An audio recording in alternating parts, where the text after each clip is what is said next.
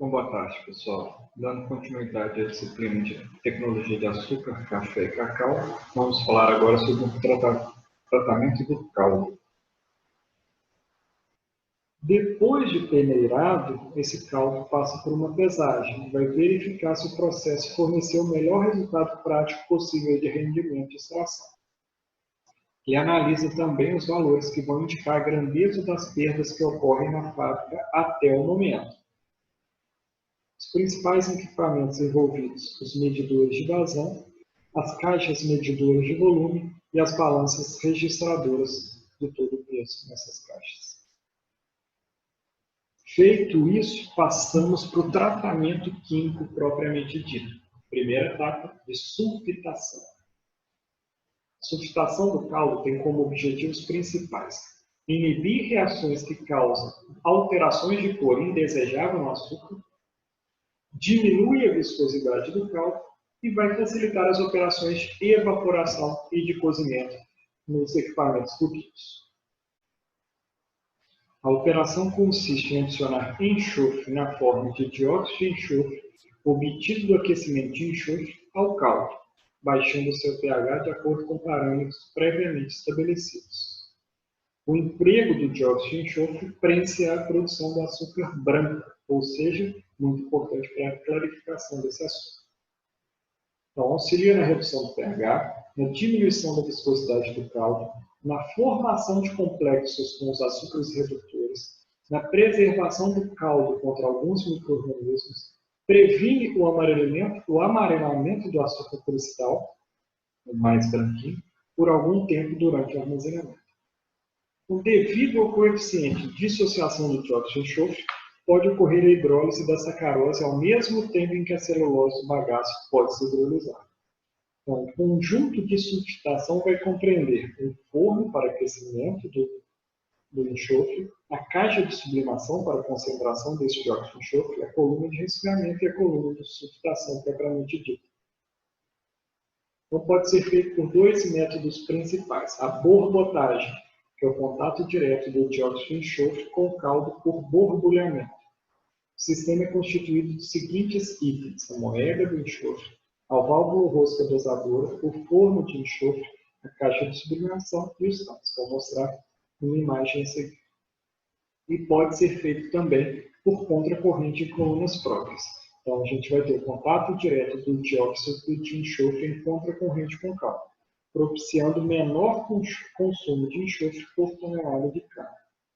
Então, o sistema pode ser constituído dos seguintes itens: a moega de enxofre, válvula rosca dosadora, o forno de enxofre e a caixa de sublimação e tanques, que são comuns aos dois processos, adicionado aí de coluna de resfriamento, coluna de sulfitação, o multijato e o seno. Então, o que a gente tem? A moega do enxofre, onde esse enxofre vai ser arrastado para um aquecedor.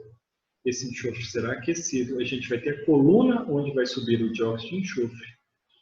Vai passar por essa coluna e ejetado nos tanques de caldo, onde a gente tem aqui o caldo entrando e passando em contracorrente aqui com o enxofre que subiu. Então, a gente tem aqui os tanques de caldo já aquecido e sulfitado. Então, ações do anidrido sulfuroso ou dióxido de enxofre. Tem ação purificante, decorante, vai retirar a cor desse caldo, neutralizante do pH, fluidificante, deixando o caldo menos viscoso, preservativo, dando condição de sanitização, precipitativo, principalmente com os açúcares redutores e colóides, e invertido, invertendo esse açúcar. Mostro para vocês agora um vídeo sobre o processo de sulfitação.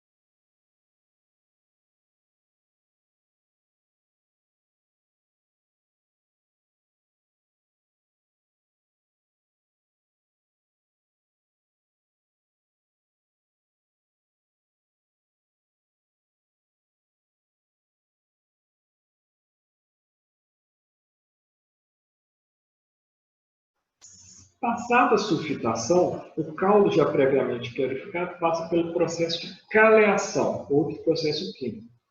O tratamento do caldo com leite de caldo não somente provoca floculação e favorece a decantação das impurezas, mas também protege os futuros equipamentos contra corrosão. A operação de calear ou adicionar cal ao caldo é uma das mais importantes no processo de fabricação de açúcar. Os resultados que podem ser obtidos com a operação correta são mais importantes do que normalmente se considera, ou seja, um processo muito importante dentro da produção do açúcar cristal. Para se obter resultados satisfatórios então na fabricação do açúcar, a etapa de purificação desse caldo é uma das mais importantes.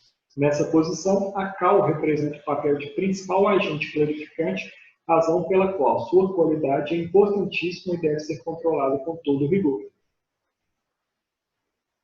Com o objetivo da caleação, máxima eliminação dos não-açúcares, promover a obtenção de caldos de baixa turbidez, promover volume mínimo de lodo e mínima formação de cor. Mostro para vocês agora um vídeo sobre o processo de caleação do caldo. Extraído o caldo da cana, o próximo passo será um tratamento neste caldo, objetivando a retirada de impurezas solúveis e insolúveis nele encontradas. O tratamento pode ocorrer em várias fases, desde a passagem do caldo por peneiras, força centrífuga para separar materiais sólidos do líquido, pesagem do caldo, permitindo melhor controle químico do processo e tratamento químico do caldo. Depois de tratado, o caldo pode ser encaminhado para a fabricação de açúcar ou de etanol. No primeiro caso, o caldo passa por um processo conhecido como sulfitação, que tem por objetivo inibir reações que causam formação de cor, coagulação de colóides solúveis e diminuir a viscosidade do caldo, calagem para neutralizar o pH do caldo e eliminar corantes. Enfim, o caldo é preparado para a próxima fase. Então, ilustrando o fluxograma até agora, o que nós tivemos? A cana proveniente do campo, o processo de preparo e extração desse caldo, obtendo o caldo misto. Desse processo sai o bagaço que vai para o setor de utilidades, onde vai produzir, além de vapor, energia elétrica. Mas o caldo misto vai ser peneirado e chegamos no setor de tratamento de caldo. Aqui estamos no momento. Esse caldo misto ele vai ser pré-aquecido, sulfitado e caleado ou passar pelo processo de calagem, onde estamos no momento. A partir do processo de calagem, ele ainda tem uma série de processos de tratamento para dar condição a ser concentrado. O processo que a gente vai ver agora é o de aquecimento. Então, aquecimento do caldo. O aquecimento do caldo é realizado em equipamentos denominados trocadores de calor, constituído por um feixe tubular, no qual passa o caldo, localizado no interior de um cilindro por onde circula vapor de água saturada. O caldo é aquecido a aproximadamente 105 graus, com a finalidade de acelerar e facilitar a coagulação e floculação de colóides e não açúcares proteicos, emulsificar graxas e ceras, ou seja, acelerar o processo químico, aumentando a eficiência da decantação, além de possibilitar a degasagem do caldo, ou seja, a perda de gás que está contido ainda no caldo. Os trocadores de calor utilizados pela indústria de açúcar e álcool geralmente são do tipo cascos e tubos, do tipo vertical horizontal ou os próprios trocadores de placas. São os objetivos do aquecimento do caldo. Completar, então, as reações dos componentes do caldo com os produtos químicos utilizados no sistema de purificação, ou seja, sulfitação e caleação. Desidratação dos colóides do caldo para proporcionar sua precipitação pelo efeito de coagulação das partículas. Eliminar micro-organismos pela esterilização. Flocular impurezas insolúveis. Remover gases e reduzir a viscosidade desse caldo. Os aquecedores de caldo podem ser do tipo convencionais, que são os tipos verticais e horizontais, ou especiais, que são os de unidades ou de vébrio, iremos ver mais à frente, além dos dos trocadores de calor populares. Os aquecedores são formados principalmente por um corpo, que é formado por um cilindro de chapa em aço carbono, que forma a parte externa do aquecedor, ou seja, a gente tem um corpo que vai conter as peças internas e vai proporcionar a passagem do vapor e do caldo sem contato. Tem o espelho, que é uma circunferência de chapa com furos, onde são fixados os tubos de cobre por onde corre externamente o caldo e internamente o vapor. Então a gente tem o tubo, os tubos de cobre que serão soldados no espelho e esse espelho fica soldado no corpo do aquecedor. As duas extremidades dos tubos são fixadas através de mandrilhamento nos espelhos. Então eu tenho os tubos, o espelho embaixo, o espelho superior e o mandrilhamento nessas posições.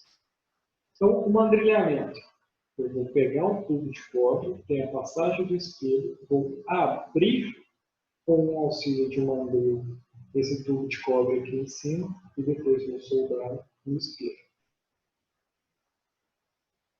Então, o meu espelho fica com essa composição aqui, o espelho está aqui, aqui estão os tubos, bem próximo aqui a abertura por um mandril e a solda dessa abertura do tubo no espelho. As tampas. Cada aquecedor possui duas tampas, as quais possuem divisões que servem para distribuir o fluxo do caldo. Tem a tampa superior e a tampa inferior. Então, aqui, tampa superior e a tampa inferior. Mais ou menos aqui um espelho, mais ou menos aqui outro espelho e os tubos aderidos internamente.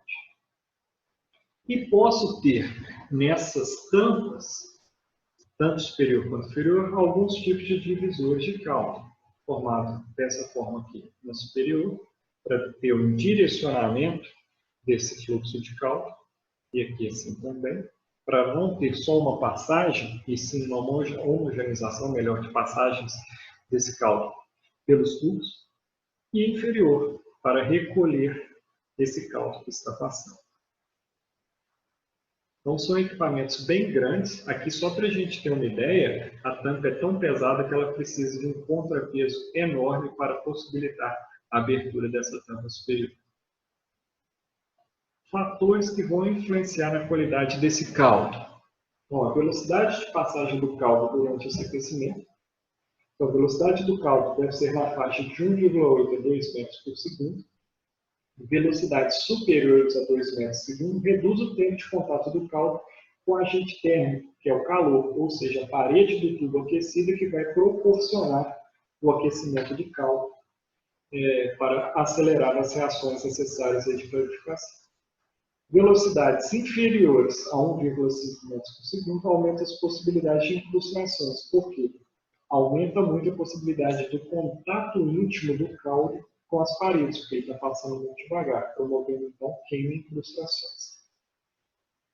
A temperatura no aquecedor. Deve-se observar corretamente a temperatura do aquecimento, pois, se essa for baixa, a clarificação será inadequada, não teremos as reações necessárias acontecendo. Já se a temperatura utilizada for muito alta, haverá destruição de açúcar e possível formação de cor por caramelização, ou seja, esse tempo ou velocidade de passagem e a temperatura são muito importantes aí no processo para evitar essa formação de cor. Limpeza do aquecedor. Pode ser feita por um processo mecânico, ou por processo químico, ou por processo de arraste com ar comprimido. E também limpeza utilizando um caldo misto para diluição. Mostro para vocês agora um vídeo de como é feito o aquecimento desse caldo de carne.